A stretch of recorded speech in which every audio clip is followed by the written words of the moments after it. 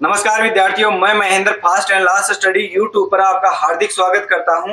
हम आधुनिक भारत पढ़ रहे हैं, जो तीसरा चैप्टर है इसका, यानी भारतीय जो इतिहास है इसके अंदर तीसरा, यानी प्राचीन भारत है वो हमने पढ़ लिया है, मध्यकालीन भारत है वो भी हमने अच्छे से पढ़ लिया है। अब आधुनिक भारत है, ये भी अंतिम कगार पर है। इसके अंदर जो वायसराय है, यानी वायसराय, इसके अंदर 1935 का भारत शासन अधिनियम है वो है, और 1947 का भारत स्वतंत्रता अधिनियम है, ये फेमस है इसकी। तो लॉर्ड विलिंगडन है, इनका समय 1931 से लेकर 1936 तक है। इसके समय क्या होता है, 1931 ईस्वी के अंदर द्वितीय गोलमेज जो सम्मेलन है वो होता है। उसके समय क्या होता है कि ये जो गोलमेज सम्मेलन 1930 और 1931 और 1932 यानी 3 साल लगातार होते हैं। और ये क्यों किए जाते हैं, क्योंकि अभी भी जो ब्रिटिश लोग थे या जो ब्रिटिश महाराजा थे, ये अभी भी भारत के ऊपर क्या करना चाह रहे थे, शासन करना चाह रहे थे, यानी भारत को अभी भी भारतीयों को नहीं सौंपना चाह रहे थे। इसलिए ये गोलमेज सम्मेलन हुए थे।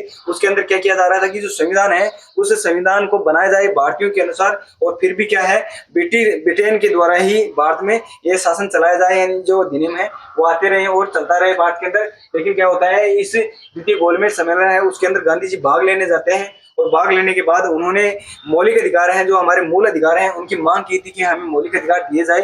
तो इन्होंने मौलिक अधिकार नहीं दिए थे, इस कारण ये द्वितीय गोलमेज सम्मेलन था, ये भी असफल हुआ था। तो 3 गोलमेज सम्मेलन हुए, और तीनों गोलमेज सम्मेलन में भीमराव अंबेडकर है उन्होंने तो भाग लिया था, जबकि द्वितीय गोलमेज सम्मेलन था उसके अंदर कांग्रेस की ओर से गांधी जी ने क्या लिया था, भाग लिया था। तो गांधी जी एसएस जहाज है, यानी जहाज के माध्यम से, उस समय साधन तो थे नहीं, तो एसएस जहाज के माध्यम से वो ब्रिटेन गए थे। तो ब्रिटेन गए तब उन जो संसद सीढ़ियों में चढ़ रहे थे, तो सीढ़ियों में चढ़ते समय जो ब्रिटेन के प्रधानमंत्री थे चर्चिल, तो चर्चिल ने इनको अर्धनग्न फकीर कहा था, क्योंकि ये धोती के अंदर ही रहते थे। तो इस कारण इनको क्या कहा था, अर्धनग्न फकीर। किसने कहा है, चर्चिल ने कहा है। तो ये कथन के माध्यम से पूछा जाएगा। उसके बाद और क्या होता है इसके समय, तो और इसके समय 1933 में भारतीय सैनिक अकादमी है, उसकी स्थापना देहरादून में होती है। यानी 1933 में क्या होती है, भारतीय सैनिक अकादमी है, उसकी स्थापना कहाँ होती है, देहरादून में होती है। और 16 अगस्त 1932 को रैमजे मैकडोनाल्ड है, उनके द्वारा एक विवादास्पद सांप्रदायिक पंचायत की घोषणा की जाती है। उसमें ये बताया जाता है, यानी जो दलित थे, इन दलित वर्गों को जो हिंदू थे, इन हिंदू से अलग बता दिया है। यानी अंग्रेजों ने क्या किया है, अलग अलग चीजें कर दी है। जैसे दलितों को यहाँ जो सांप्रदायिक पंचायत निकाला है रैमजे मैकडोनाल्ड ने, कब, 16 अगस्त 1932 ईस्वी को। उसके माध्यम से दलितों को क्या किया है, हिंदू से अलग समझा है, और उनके लिए अलग से क्या की है, यानी जो निर्वाचन की मांग की थी, यानी निर्वाचन जो प्रणाली है उसकी मांग की थी। इससे गांधी जी को बहुत बड़ा धक्का लगा। उसके बाद भीमराव अंबेडकर है, उनके साथ पुनः समझौता करना पड़ा। पुनः समझौता 1932 ईस्वी के अंदर होता है। उसके तहत क्या किया गया था, इन दलित वर्ग के लोग थे उनको क्या किया था, अलग से जो आरक्षण दिया गया था, यानी सामान्य जो सीटें थी उनके अंदर भी अलग से क्या दिया गया था, फिर इनको आरक्षण दिया गया था। और क्या होता है इसके समय 1935 का भारत शासन अधिनियम आता है। यहाँ क्या होता है, 1935 ईस्वी में भारत शासन अधिनियम के तहत जो प्रांत थे उन प्रांतों में द्वैध शासन लागू हुआ था। तो इस प्रांतों के अंदर तो इन्होंने क्या किया, जो द्वैध शासन था उसको हटाया, और केंद्र के अंदर इन्होंने द्वैध शासन लगा दिया। तो केंद्र में द्वैध शासन है वो 1935 के भारत शासन अधिनियम से लगा था। उसके बाद क्या होता है, 1 अप्रैल 1935 ईस्वी को आरबीआई की स्थापना होती है। इसके लिए 1934 ईस्वी में आरबीआई का एक अधिनियम पारित हुआ था। उस अधिनियम के तहत 1 अप्रैल 1935 को भारत के अंदर क्या होता है, कलकत्ता के अंदर इस आरबीआई की, यानी भारतीय रिजर्व बैंक है, उसकी स्थापना होती है। इसको 1936 ईस्वी के अंदर कलकत्ता से फिर बंबई लाया जाता है, यानी इसको स्थानांतरित कर दिया जाता है बंबई।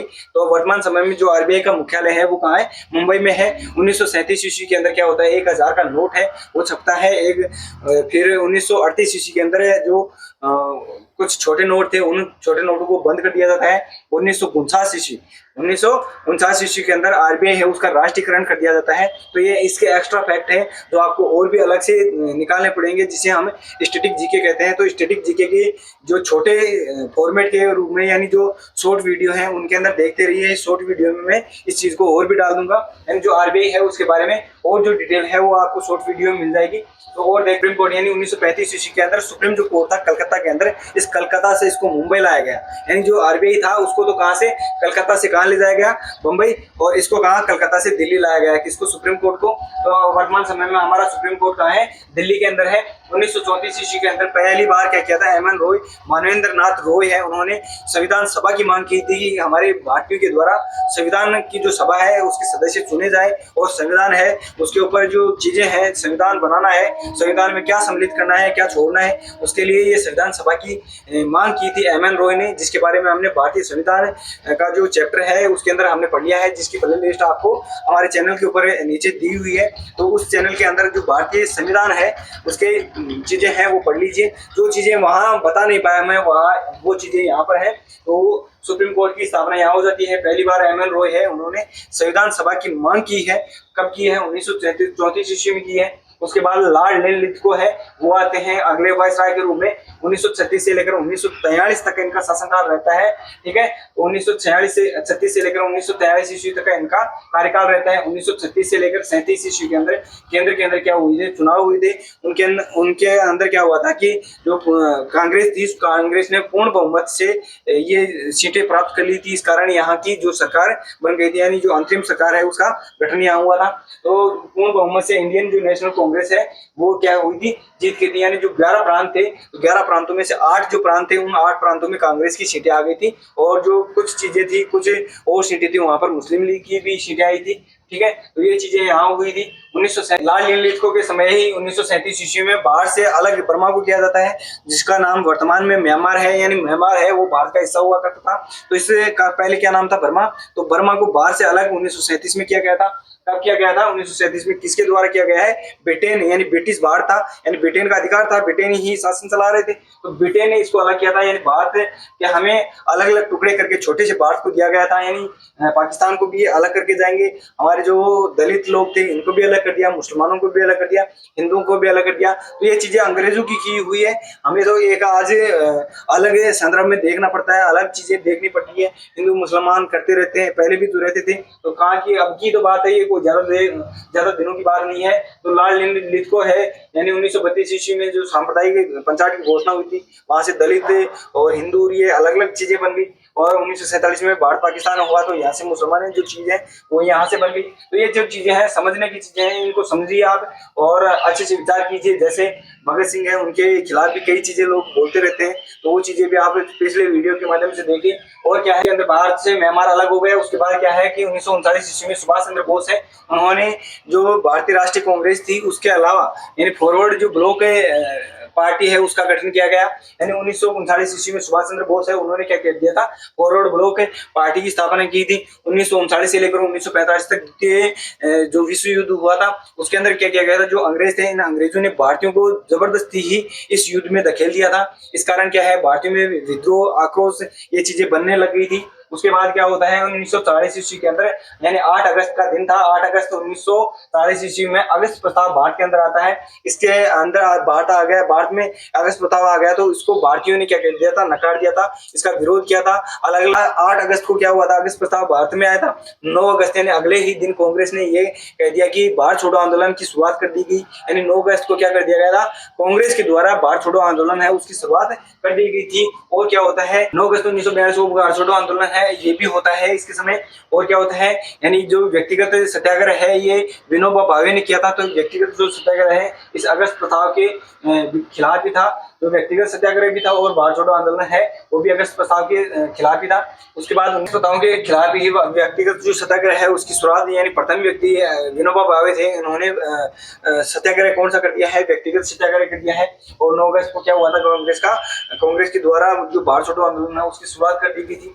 उसके बाद 1942 ईस्वी में क्रिप्स मिशन में भारत आते हैं। इस समय क्या होता है कि क्रिप्स मिशन भारत के अंदर 3 लोग लेकर आते हैं। तो क्रिप्स मिशन भारत आया था 1942 ईस्वी में। इसके बारे में गांधी जी ने बाद की तारीख का चेक बताया था। जवाहरलाल नेहरू है, उन्होंने पोस्ट डेटेड चेक कहा है, यानी जो दिवालिया बैंक हो चुका है उसका चेक बताया था, यानी दिवालिया हो चुका है, हमें क्या अंग्रेज अब क्या देंगे। तो ये चीजें यहाँ कही गई थी। इसके समय सुभाष चंद्र बोस है, इसने क्या किया था 1939 के बाद बर्लिन की जो रेडियो है उसके माध्यम से गांधी जी है, गांधी जी को राष्ट्रपिता की संज्ञा दी थी। जबकि जो रविंद्रनाथ टैगोर है उन्होंने गांधी की क्या दी थी? उपाधि दी थी। तो गांधी की उपाधि देने वाले कौन थे? रविंद्रनाथ टैगोर। और ये जो राष्ट्रपिता की उपाधि देने वाले कौन है? सुभाष चंद्र बोस, जिनको वर्तमान समय में क्या कर दिया गया है? अनुच्छेद 18 के तहत उपाधियों का अंत कर दिया गया है। जबकि इसके समय लॉर्ड वेवेल यानी 1944 से लेकर 1947 तक लॉर्ड वेवेल का समय आता है। लॉर्ड वेवेल यहाँ वायसराय बनकर आए थे। इनके समय क्या होता है? इनके समय द्वितीय विश्व युद्ध चल रहा था। तो 6 अगस्त 1945 को हिरोशिमा और नागासाकी, यानी 9 अगस्त है उसको नागासाकी पर परमाणु बम गिराए गए थे यूएसए के द्वारा, यानी जो अमेरिका है उसके द्वारा। इन दोनों स्थानों पर, जापान के स्थान थे तो दोनों पर क्या गिरवाए गए थे, हिरोशिमा और नागासाकी है वहां पर परमाणु बम गिरवाए गए थे, जिस कारण क्या हुआ था, जो द्वितीय विश्व युद्ध था वो बंद हो गया था, तो द्वितीय विश्व की समाप्ति हो जाती है। उसके बाद और क्या हुआ था इसके समय, 15 अगस्त 1945 को इसके खिलाफ, यानी जो ये हानि हुई थी, बहुत बड़ी हानि थी परमाणु बम गिराना, जहां आज जापान के अंदर आज भी जो बच्चे पैदा होते हैं वो अपंग प्रकृति के होते हैं, तो उसके लिए ये संयुक्त राष्ट्र संघ है उसकी स्थापना की गई थी, यानी 15 अगस्त 1945 को संयुक्त राष्ट्र संघ है उसकी स्थापना की गई थी, यूएनओ की स्थापना की गई थी, जिसका मुख्यालय न्यूयॉर्क के अंदर है, तो इसका मुख्यालय पूछा जाता है, इसके बारे में पूछा जाता है। और क्या होता है, 1946 ईस्वी में कैबिनेट मिशन है वो बाहर आया था 1 जुलाई 1946 ईस्वी को। उसके तहत क्या कहा गया था कि संविधान सभा है उसका निर्वाचन जो आयोजन है वो किया जाए, आम चुनाव यहाँ हुए थे। उसके बाद 2 सितंबर 1946 ईस्वी को अंतरिम सरकार बनी थी, अंतरिम सरकार कब बन रही है, 2 सितंबर 1946 को, इसके बारे में पूछा जाता है। इसके समय यानी लॉर्ड वेवेल के समय क्या होता है, 20 फरवरी 1947 को भारत की स्वतंत्रता की वहां से घोषणा की जाती है, यानी वहां सरकार चेंज हो गई थी। वहां ब्रिटेन के प्रधानमंत्री कौन बन गए थे, क्लेमेंट एटली बन गए थे, जिन्होंने 20 फरवरी 1947 के दिन क्या की थी, घोषणा की थी। घोषणा के अंदर कहा गया था कि जून 1948 तक भारत की जो सत्ता है वो भारतीयों को सौंप दी जाएगी। ये किसने कहा है, क्लेमेंट एटली ने कहा है, जो लेबर पार्टी से थे। तो इसकी जो चीजें हैं वो हमने कहाँ पढ़ी है, भारतीय संविधान की जो लेक्चर है वहां पर पढ़ी है। भारतीय संविधान की हमारे वीडियो है उसके अंदर अलग अलग से प्ले लिस्ट है, तो वहां जाकर देख लीजिए। क्लेमेंट एटली है, उन्होंने क्या कहा था कि जून 1948 तक हम आपको आजाद कर देंगे। लेकिन फिर क्या होता है, 1947 में हम आजाद कैसे हुए, तो उसके लिए लॉर्ड माउंटबेटन की योजना है, ये आती है।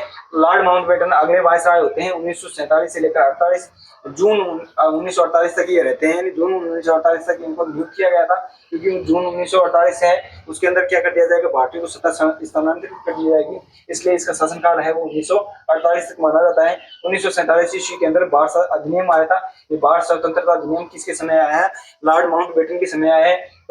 तो भारतीय स्वतंत्रता अधिनियम आया था 1947 में, उसके तहत माउंट बेटन योजना है, उसने क्या किया है, भारत और पाकिस्तान को अलग अलग प्रांतों की घोषणा कर दी है कि अलग अलग प्रांत बनाए जाए, क्योंकि मुस्लिम लीग है उन्होंने भी हट कर ली थी पहले, यानी कि 1945 ईस्वी के अंदर शिमला समझौता हुआ था, यानी शिमला के अंदर एक समझौता हुआ था, उसके तहत ये मुस्लिम लीग वाले नहीं माने थे, अलग से चुनाव के लिए अलग से प्रतिनिधित्व करना चाह रहे थे। इस कारण ये पाकिस्तान है, इस पाकिस्तान का विभाजन मांगा था इन्होंने 1940 ईस्वी में, यानी 1940 ईस्वी का लाहौर का एक अधिवेशन हुआ था, जिसके अंदर क्या मांग की गई थी कि हमें पाकिस्तान अलग देश बनाया जाए, अलग देश दिया जाए। जबकि 1933 ईस्वी के अंदर एक चौधरी नाम के, यानी रहीम चौधरी नाम के व्यक्ति थे, जिन्होंने इस नाम का प्रस्ताव पारित किया था, यानी पाकिस्तान नाम दिया था। तो पहली बार जो पाकिस्तान नाम देने वाले कौन थे, चौधरी रहमत थे, जिन्होंने कब दिया था, 1933 में। जबकि 1940 ईस्वी में क्या किया है, लाहौर का एक अधिवेशन था कांग्रेस का, उस कांग्रेस के अधिवेशन में पहली बार मुस्लिम लीग ने क्या की थी, पाकिस्तान का विभाजन की मांग की थी, पाकिस्तान अलग देश बने ऐसी मांग की थी पाकिस्तान के लिए, ये मांग करने वाले थे। इस कारण माउंटबेटन योजना है, इस माउंटबेटन योजना ने क्या कर दिया था, अलग अलग राष्ट्र घोषित कर दिए, यानी अलग अलग राष्ट्र बनाने की घोषणा कर दी। इसमें कहा गया कि भारत जो रियासत भारतीय है, रियासत तो थी उस समय, तो रियासतों को बोल दिया गया है कि जो रियासत भारत में जाना चाहिए तो भारत में जा सकती है, जो रियासत पाकिस्तान में जाना चाहती है वो पाकिस्तान में जा सकती है, जो रियासत स्वतंत्र रह सकती है वो स्वतंत्र रह सकती है। इसी कारण जम्मू कश्मीर है उसका संविधान का जो अलग ढांचा बना था, जिसके तहत अनुच्छेद 370 लगा था, उसको हटा दिया गया, वर्तमान में भारत में शामिल कर लिया गया है उसको। तो ये अलग अलग चीजें हैं वो माउंटबेटन के द्वारा तैयार की गई थी। इस कारण ये माउंटबेटन है उसका समय क्या है, बहुत इंपॉर्टेंट है। तो माउंटबेटन योजना के तहत 15 अगस्त 1947 को अर्धरात्रि के दिन क्या किया गया था, भारत को स्वतंत्र किया गया था। इसी कारण यानी 14 अगस्त है उसको पाकिस्तान अपना स्वतंत्रता दिवस मनाया जाता है, और 15 अगस्त है उसको हमारा भारत है वो क्या मनाता है, स्वतंत्रता दिवस मनाया जाता है। एक आई थी डिक्की बड़ी योजना, ये क्या, इसने क्या किया था, भारतीय संविधान सभा है उसकी स्थापना के लिए स्थापना की थी, यानी भारतीय संविधान है अंदर की गई थी, यानी भारतीयों के लिए संविधान सभा होनी चाहिए, जिसके अंदर संविधान बनाया जाए, जिसमें कौन कौन देशों से, यानी जो अलग अलग देश थे उनके संविधान से क्या क्या चीजें ली जानी चाहिए, तो वो चीजें हमने कहाँ पढ़ ली है? भारतीय संविधान के चैप्टर में पढ़ ली है।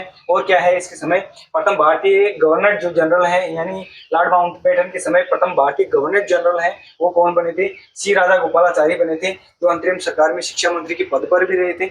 इनके बाद क्या होता है 24 जनवरी 1950 ईस्वी को जब संविधान लागू होता है, हमारा संविधान बना भी था, तो संविधान बनकर लागू होता है, उस समय क्या होता है गवर्नर जो जनरल है इस गवर्नर जनरल का पद तो समाप्त कर दिया जाता है और राष्ट्रपति पद है उसका क्या किया जाता है? राष्ट्रपति पद है उसको बना दिया जाता है। तो राष्ट्रपति पद का यहाँ सृजित किया जाता है। उसी प्रकार जो हमारे राज्य हैं उन राज्यों के अंदर जो राज्यपाल का पद है यानी गवर्नर का जो पद था, गवर्नर होता था पहले, तो उसका राज्यपाल कर दिया गया है। तो ये जो चीजें हैं ये आपको समझ में आई होंगी। अगर क्लासें आपको समझ में आ जाती हैं और फास्ट में पढ़ाकर आपको चीजें ज्यादा दे पाता हूँ तो वो अगर आपको क्लासेस समझ में आती हैं तो प्लीज लाइक शेयर कमेंट करना ना भूलें। अगर चैनल के ऊपर नए हैं और यहाँ तक आ गए हैं तो चैनल को सब्सक्राइब करें। जय हिंद, जय भारत, वंदे मातरम।